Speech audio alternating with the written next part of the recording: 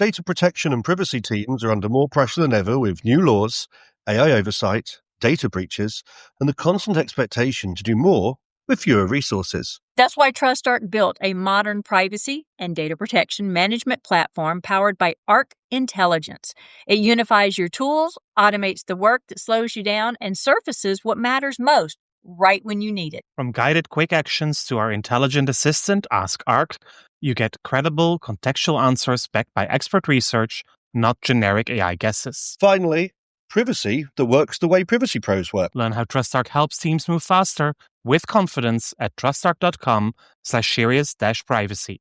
That's trustarc.com/serious-privacy.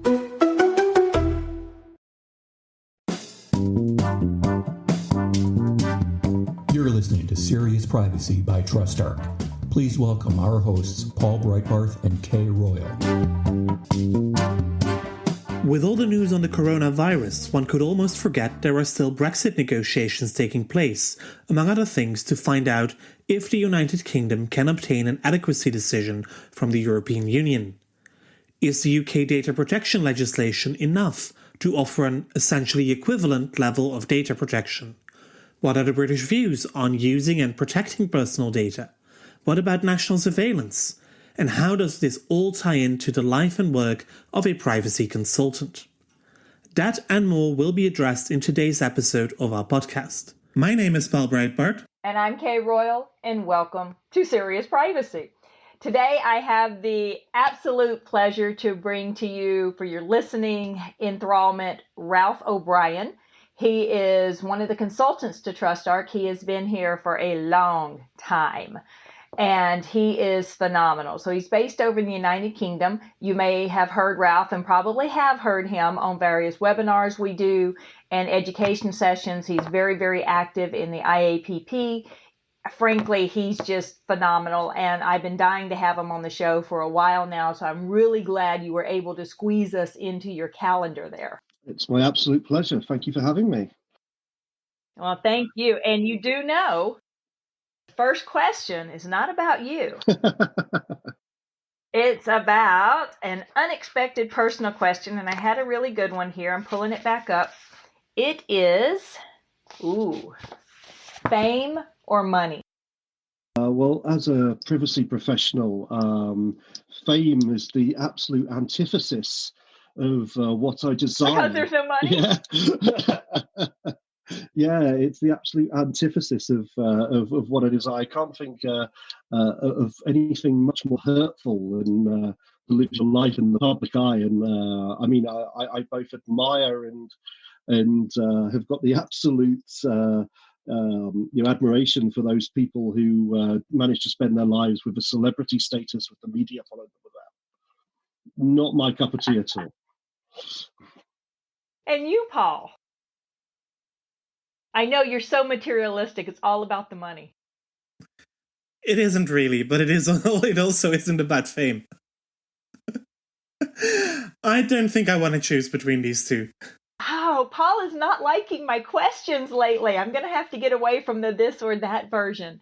Okay, for myself, I will say that I do have a daughter that is starting medical school, so I'm going to be completely selfish here and say right now it's about the money, but I don't know how I'm ever going to accomplish that.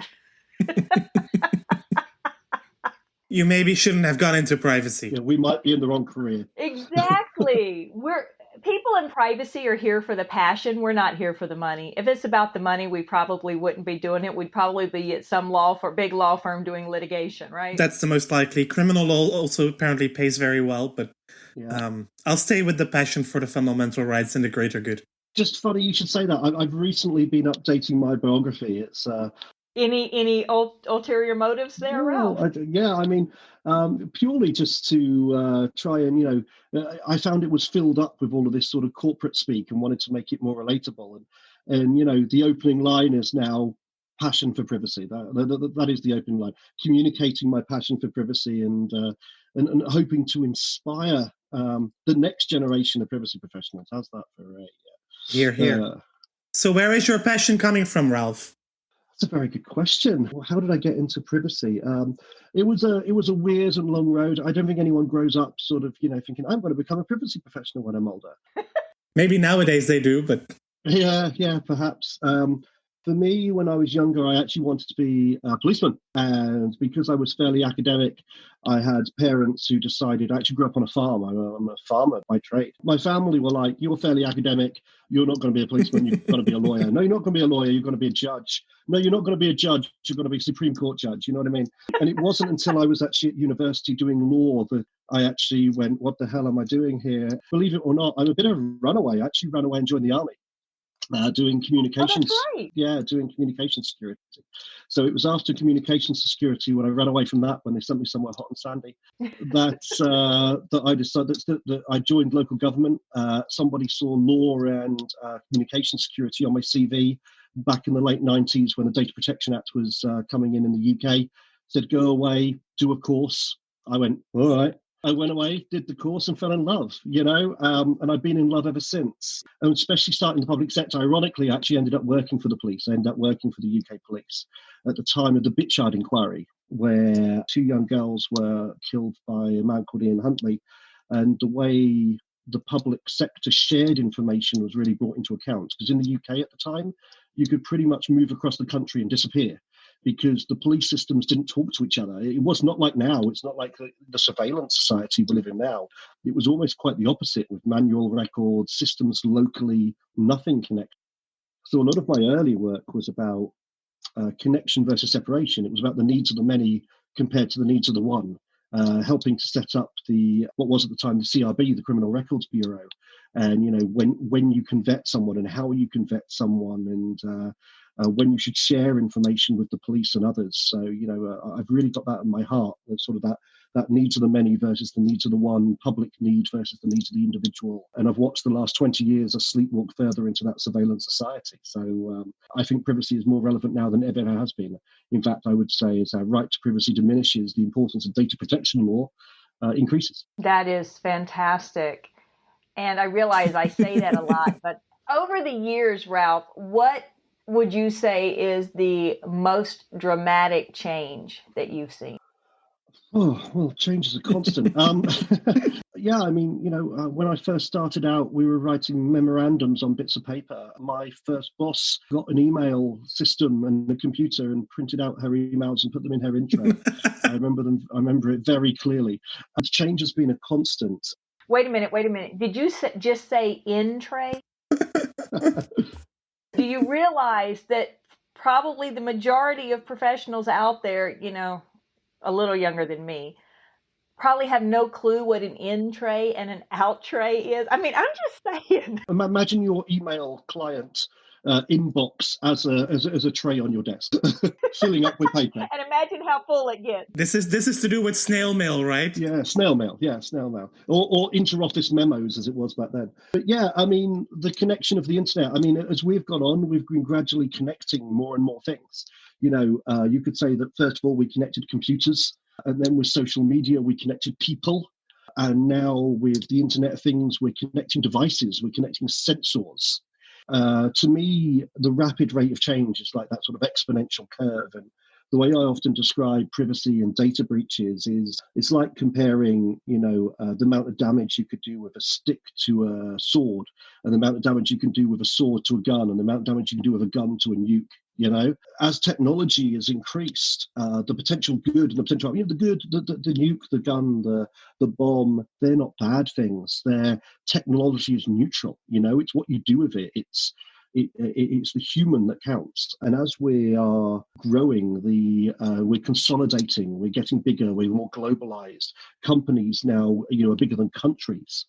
All of these things mean that the capability for harm and the capability for good equally is that much greater. So I think what really changed for me is the scale. I've gone from looking at a filing cabinet and an individual's record to looking at algorithmic decision making that affects entire global populaces. Do you think that we, society and our legislatures, are doing enough to protect ourselves against all that interference, all that surveillance? Yes and no. Everyone's been talking about the 2-year anniversary of the GDPR recently. I personally call it the 4-year anniversary. It was passed in 2016. That's 4 years now of a new piece of legislation that was supposed to fix everything. And as I said, data protection law is supposed to be that sort of almost balancing act where where if you don't have a right to privacy, the organizations have an obligation to protect your data. And we've been looking a lot at the GDPR success or failure. I personally am concerned with the lack of enforcement. I personally am concerned with a lack of regard for basic human dignity, especially when we start pulling huge amounts of data and making decisions by algorithm. We forget it's people's hopes and dreams and loves and hates and desires. And even on a 99.9999% accuracy, there'll still be individuals we discriminate against, right? So to me, I think the human is often forgotten, and I think that enforcement has been poor. I think there are some reasons behind that, the poor enforcement. I think, as I said earlier, business is bigger than country now. Company is bigger than country. And we have the ability for organizations to act globally with huge amounts of resources in making decisions that affect huge amounts of people. And our national regulators can't compete with the funding, can't compete with the fines, can't compete with the complexity, literally don't have the resources to make the necessary decisions. And so I think instead of relying on the stick, instead of relying on the enforcement, we've got to start talking about more of a data ethics line, more of a convincing these companies that it's in their own good, their own competitive advantage to go beyond the law, go beyond data protection law, go beyond the human right to privacy, and start thinking about the human, putting the human at their center, actually the advantages that could have for them in terms of customer loyalty and data management, and really look at data protection as a positive thing rather than a legal requirement, perhaps. That was a really long answer to a really short question. I'm so sorry. No, but it was a really good answer. As you were describing that, you made me start wondering, well, is that applicable to the GDPR across the board for the countries? Is there a different approach in the United Kingdom? We're going to get to Brexit or something. Here it comes. But let's leave it at GDPR. Do you think that there's a different approach the UK has taken that the other countries or some of the countries in the EU have yes, not? And I'd probably, even without Brexit, I'd lump the UK and Ireland together here. It is a stretch of water. It is a stretch of water in between us and the continent. But actually, psychologically, I think it's a little bit more than that. Everybody knows the right to privacy in the Europe, was developed as a fundamental human right as a result of World War II. Everybody knows that. But actually, I think the UK and Ireland have got a lot more in common with the US sometimes because of a shared language and a shared culture. Especially in the US approach to privacy has historically been one of consumer rights rather than fundamental human rights. It's been one of commercial interest as opposed to human interest. And to me, I think if you look at the Irish and the English regulators, they've always been somewhat business friendly. They'd like to say balanced and temperate. Despite all the controversy around that. Certainly if you compare, say, the Irish regulator to a German regulator, even though they've got the same piece of legislation to work with, I think you'll find the German regulators much more keen to make punitive decisions against organizations. Which of the 17 Germans are you speaking about? Well, exactly, yeah.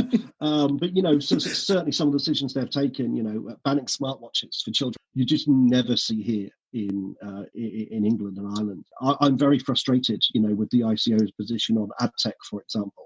You should really make a lead and make a stand on such things, whereas the ICO seems to be in an eternal position of inviting them in for consultation and tea and cakes.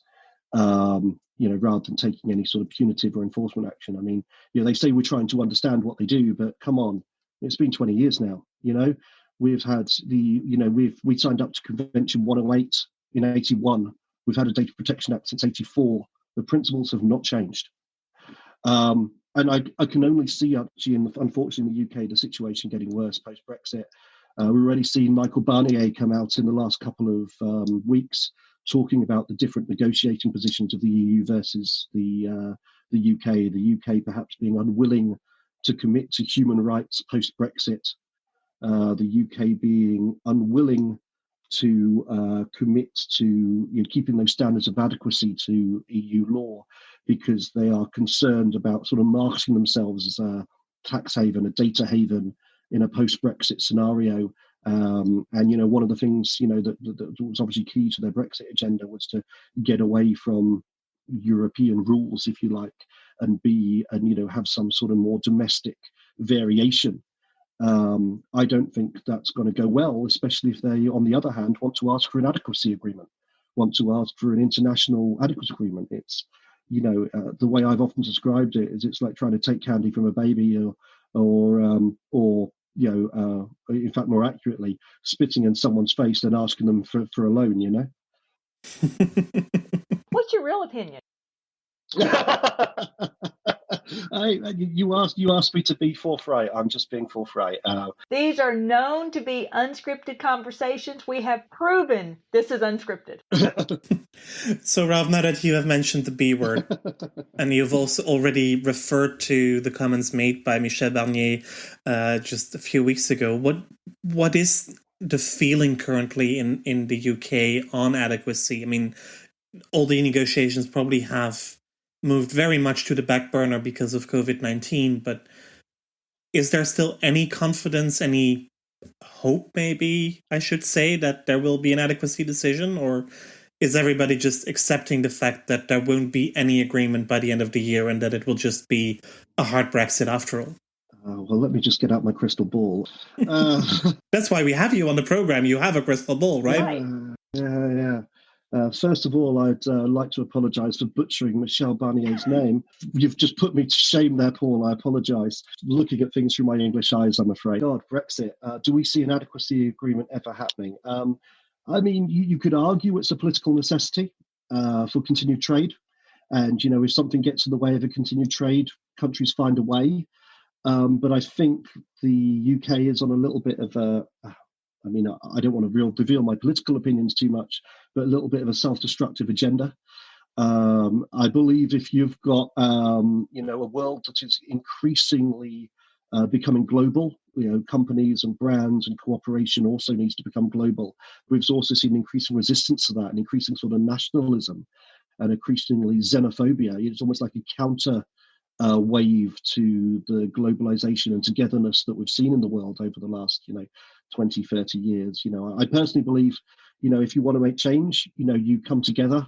If you want to make change, you try to change from within. But that's my political opinions. To answer the question on adequacy, I mean, who knows? The UK government's agenda makes it look less and less likely.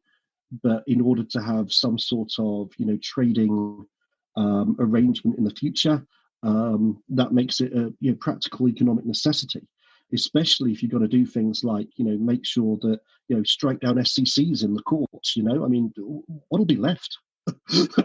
What'll be left? It's a kind of it's a crazy, crazy time. And whilst it might be good for, consultants, and whilst it might be good for law firms, I think my ultimate concern is what it does to the common individual, right? What it does to the common man on the street, the common woman on the street, and ultimately what it'll do for sort of, human dignity in our day-to-day lives. Yeah. I've always likened privacy to a helping profession. Unlike a lot of attorney specialties, privacy still looks out for the common man. Yeah, and it's funny enough. I've been doing IAPP training today. I've been doing CIPM and CIPE training this week. Woo-hoo. And a lot of the people I've trained, I've been training the gaming industry, the gambling industry in Malta, and a lot of those conversations we've been having is about putting the individual at the centre. Privacy by design, PIAs, where organisations are not used to looking at risk to the individual; they're looking at risk to the business, right? And so this idea of putting the individual at the center, thinking about humans, not in terms of bits of data, but in terms of hopes and dreams and loves and hates and desires and wants, it certainly doesn't come easy to a corporate machine. So it doesn't no, and they're having to face it a lot more now with COVID-19. Not that this is going to turn into a pandemic conversation, but a lot of companies are having to look at privacy measures now when maybe they've never, ever had to look at them before, despite whether they lived in a region that has strong privacy laws like the EU or not. I think it's going to be interesting to see what else comes out of this new conversation of privacy for many corporations. Well, this is what I love about privacy. This is where my passion really gets stoked, because privacy's in everything. Data protection's in everything. I mean, this COVID situation, we're home working, we're remote working, we are sharing more data than we ever have done through remote devices. Yeah. We're really seeing glimpses into each other's homes and houses. The line between business and personal has never been more blurred. We have tracking apps being mooted and being launched by government. We've got citizens' rights being put aside in the name of the greater good, right? This is, with the tracking apps, looking at the DPIAs that have been released on them, looking at centralized or decentralized apps, looking at the response of people like Google and Apple going into business together the first time since forever. Yeah. These are strange times, but something like COVID, it's got privacy in its DNA. Right. Literally. That's very true. Yesterday, I was actually on an IAPP knowledge net, virtual knowledge net with Ann Kavukian. And one of the things she talked about was the Apple-Google partnership and how she has met with Apple multiple times. They walked her through the entire infrastructure and data flow and how they're protecting data. She's a huge fan of it. Yeah, funny enough, I am too. I wouldn't normally say I'm a fan of Google, cut me through the middle, you'll probably find an Apple logo there. I mean, Apple have taken huge, memes, whether they're just roaring about it or they actually do it. You look at the Apple advertising campaigns that puts the individual and privacy. They say, "Hey, we're going to be bloody expensive, but bloody hell, will we fight for you?" I love that, right? But I love their decentralized model. I love the fact that we're saying, "Hey, it all stays on your phone," whereas actually in the UK NHS COVID app, guess what? A centralized model. Government has all the data. And to me, there can only be one reason for that. Right. What else are they going to do with it? How long are they going to keep it? But I read that the UK government said it is a voluntary app. Unless not everybody installs it, then it becomes mandatory. I mean, I haven't read that. I haven't read that. But you are right. For such an app to be effective, you're going to need 70, 80% of the population downloading. Right. Right? Does 70 or 80% of the population have a smartphone capable of doing this? Well, I mean, we live in a modern society. We've got 8, 9, 10-year-olds walking around with smartphones capable of having the apps on them. So true, but if I look at my parents' generation, of course, yeah. I mean, I don't see you're ever going to get to that 70 or 80%. It might be a huge waste of time. In fact, actually, as we're starting to come out of lockdown, in a way, it might be useful if we get to that sort of second spike, perhaps. I hate to say it, but my cynical mind just looks at the data grab. I read the DPIA, and it's real lipstick on a pig stuff. Well, I mean, at least the DPIA is public. That's already a start. True, and that's not something we would do here in the U.S. Yeah, but they start off talking about the fact they're not going to collect personal data, and then 3/4 of the way through the document, it's just like it looks more like a PR document than a DPIA. Well, what about the difference between the UK and the French consideration of their contact tracing app? Any big differences you see there? I will firmly admit a knowledge gap here, and that I haven't looked very closely at the French app. France is like a lot of other governments. They want to run a contact tracing app, but they want to do it without Apple's privacy scheme. Yeah, it's France and the UK that don't want to use Apple and Google's underlying technology, whereas the rest of Europe seems to be willing to give that part the benefit of the doubt. Also, the rest of Europe is looking at using decentralized technology if they are going to use apps at all, because also that has not been decided in every one of the member states. I know here in the Netherlands, it is an open source development project, so all the development is done via GitHub. So anybody who has an interest can apply to get access and monitor and see what's going on. after a first disastrous appathon where companies could pitch their ideas and show what they have done. And one of the 7 companies in the appathon was already found to have a breach during their presentation of the app that they created.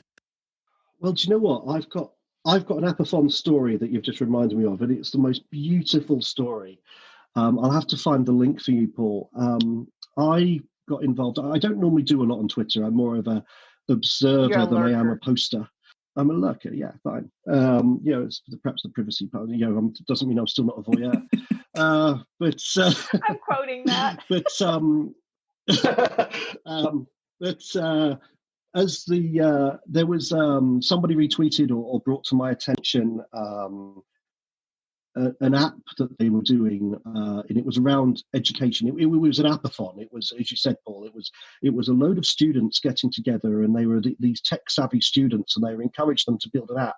But the nature of the app they were building was an app that would monitor students' attentions. Oh yeah. So the idea, it was a COVID.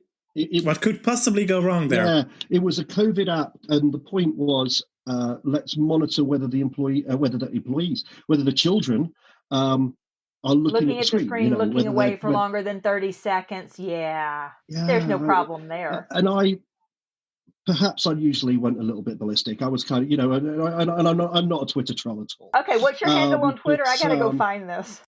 At IG.R. O'Brien. But you'll just find you'll find mostly retweets, unfortunately.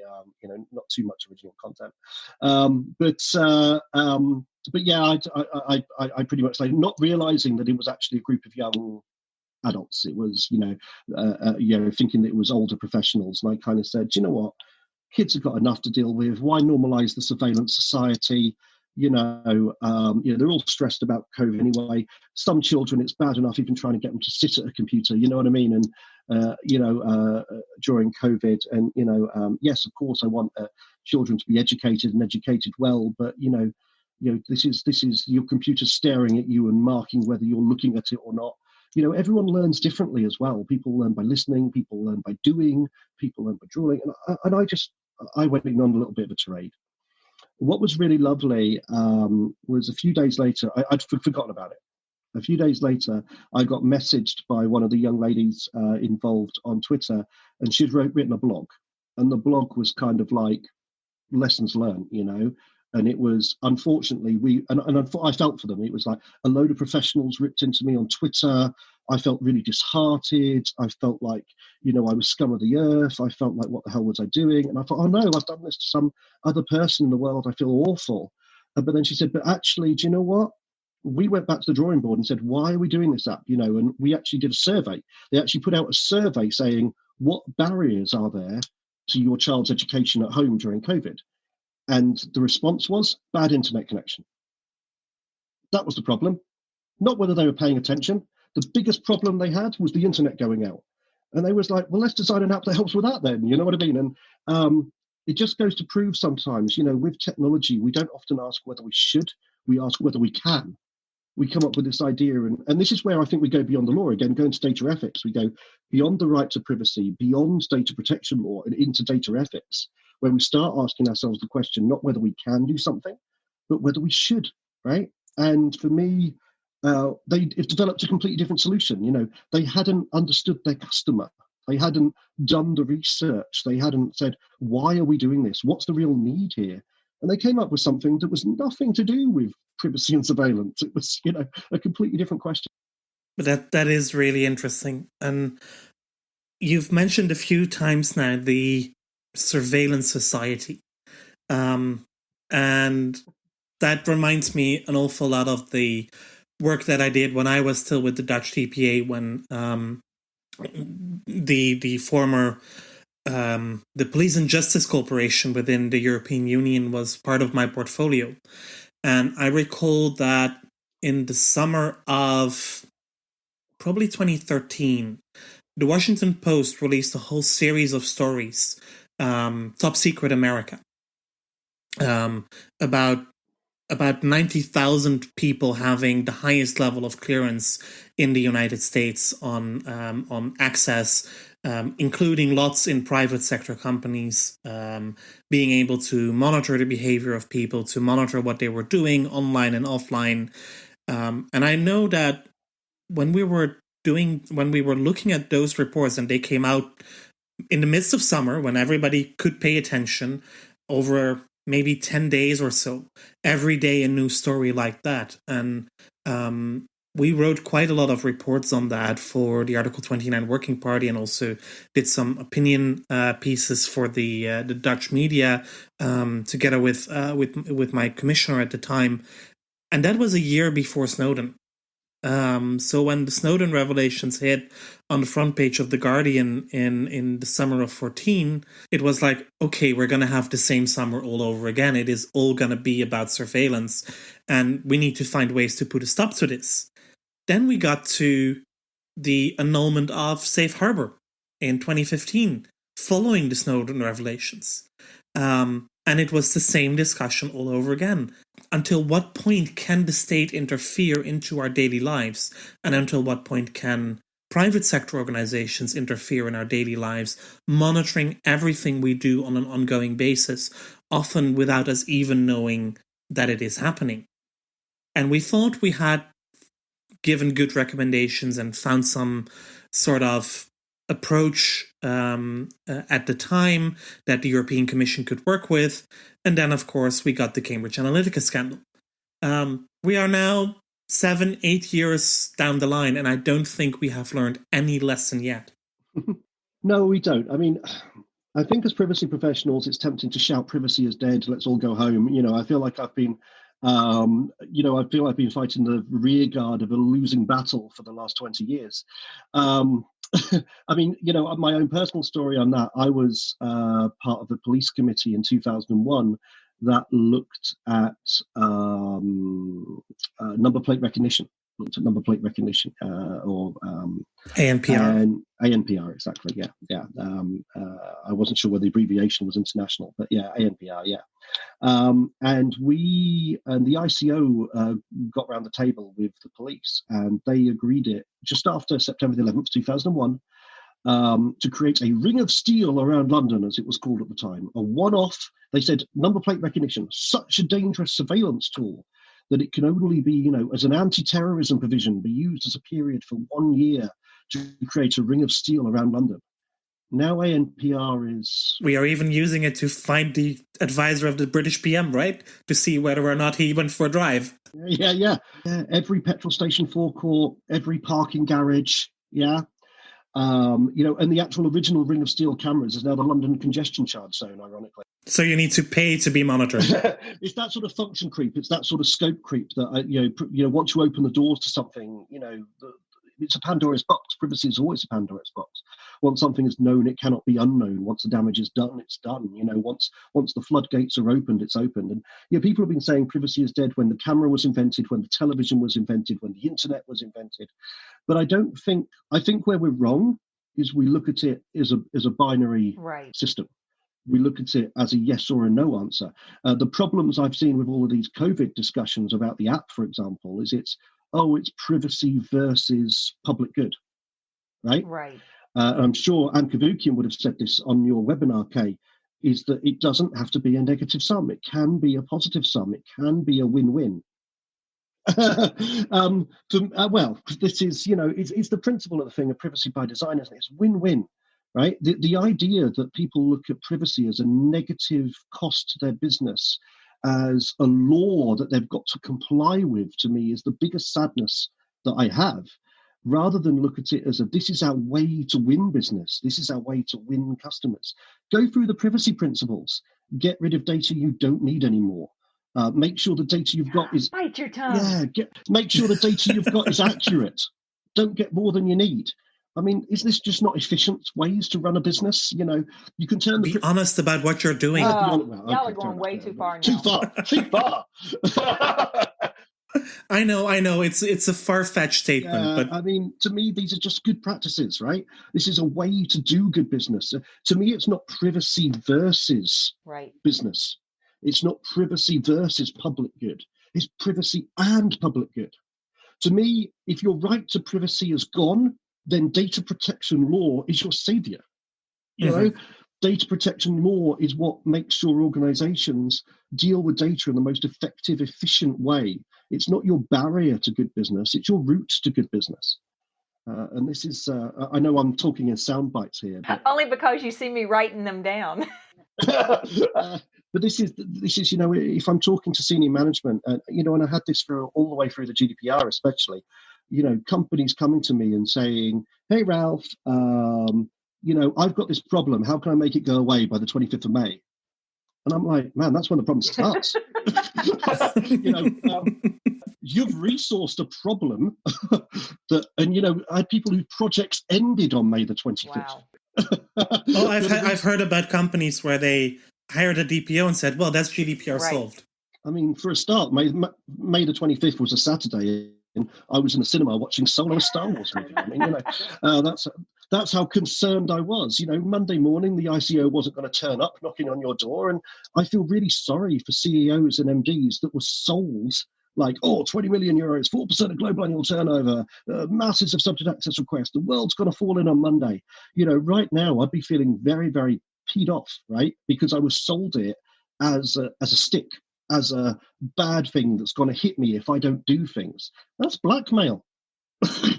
You know, who's to blame for that? Is that companies? Is that the bad consultants? Is it the media? Is it the regulators? Is it just the people not doing their job in reading what GDPR was all about in the first place? I mean, GDPR, again, and we reflect back on the last 4 years as a mixed bag. I mean, you know, you could argue that we've never had greater visibility of privacy and data protection. People are more aware of their rights, companies being more transparent.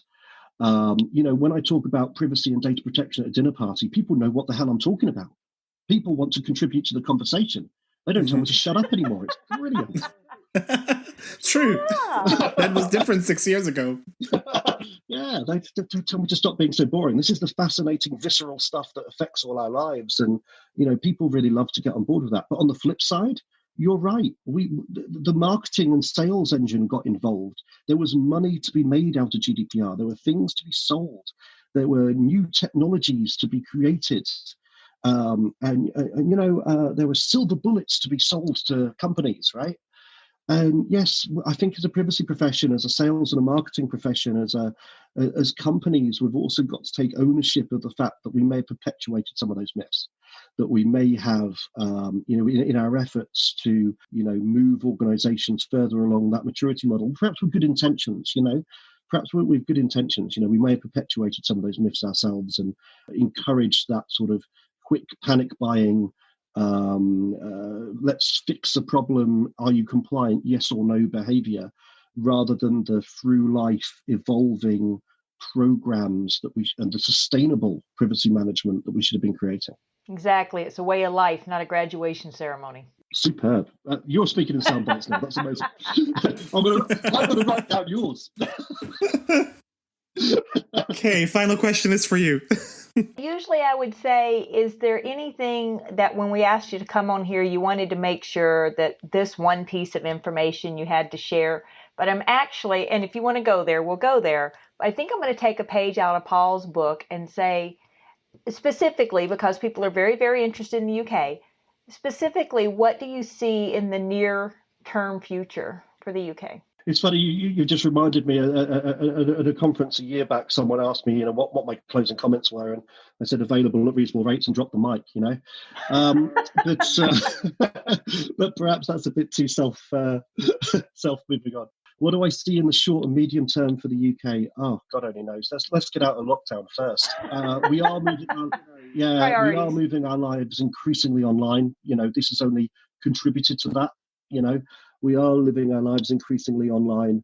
The blurring between our business lives and our personal lives has never been so blurred.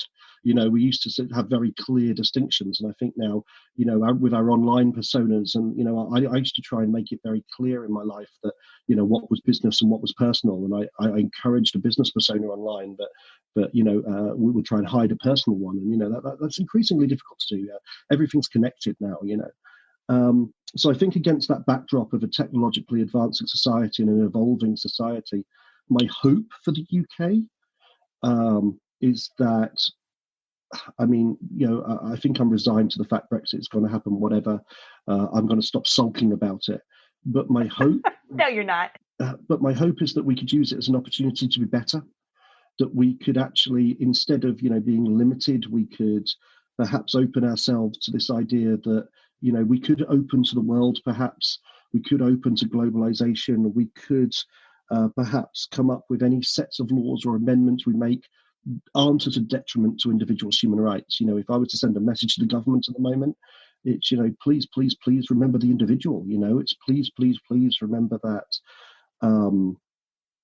Individuals have hopes and dreams, and economic prosperity. There's also got to be social harmony and social prosperity as well. And by safeguarding people's mental health as well as their physical health and their data. It's funny, whenever I finish a training course, I always put up posters that you get from the gambling and the drinking industries, and all of their adverts say exactly the same thing. It's please, please, please enjoy responsibly. Please drink responsibly. Please gamble responsibly. And but do drink and do gamble. Well, yeah. I mean, whether you think they're a good thing or a bad thing is another thing. They're just things, and therefore I always finish my training courses the same way. I say to people, please, please, please use personal data responsibly. Please, please, please, don't not use it. Don't stop what you're doing, but make sure that you put the individual into what you do. Make sure that the individual is at the heart of what you do and their hopes and dreams and conditions. That's what's important in life, and if COVID and isolation has taught us anything, it's that people are important. And I personally miss people. I miss a hug. And for me, putting the person at the centre of what we do, and in the short term and in the long term in the UK, if we can get better, more inclusive, and think about the individual as a society, then the world is going to be a better place. Let's face it. Splendid. Thank you so much, Ralph. And that wraps up another episode of Serious Privacy. If you like our series, please do tell your friends and colleagues about us. Don't forget to subscribe to Serious Privacy in your favorite podcast app, so we land automatically in your feed of new programs. And should you have any questions or suggestions, please reach out to us via seriousprivacy@trustarc.com or via Twitter at @podcastprivacy. You will find Kay on Twitter as Heart of Privacy and myself as EuroPolB. Thank you again for listening to this week's Serious Privacy. Until our next episode. Goodbye. Bye, y'all. That was Serious Privacy.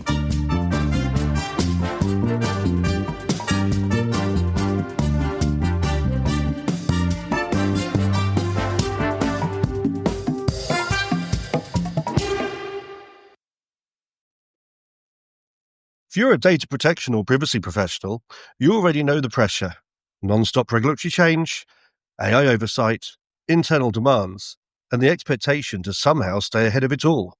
And the old patchwork of tools just isn't cutting it anymore. No, that's why TrustArc created a modern privacy management platform powered by Arc Intelligence. The TrustArc platform brings your workflows, evidence, research, tasks, and applications all together in one unified and intelligent workspace, so you don't waste time digging, clicking, or context switching. With Ask Arc, your privacy assistant, you can ask plain language questions about laws, jurisdictions, or even your own program data and get credible, cited answers based on NIMBY research and more than 1,000 global laws.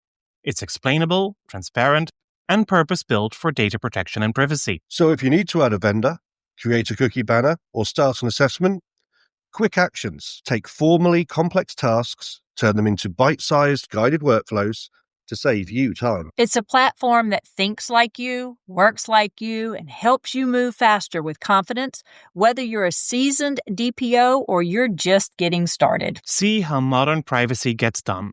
Explore Arc at trustarc.com/serious-privacy. That's trustarc.com/serious-privacy.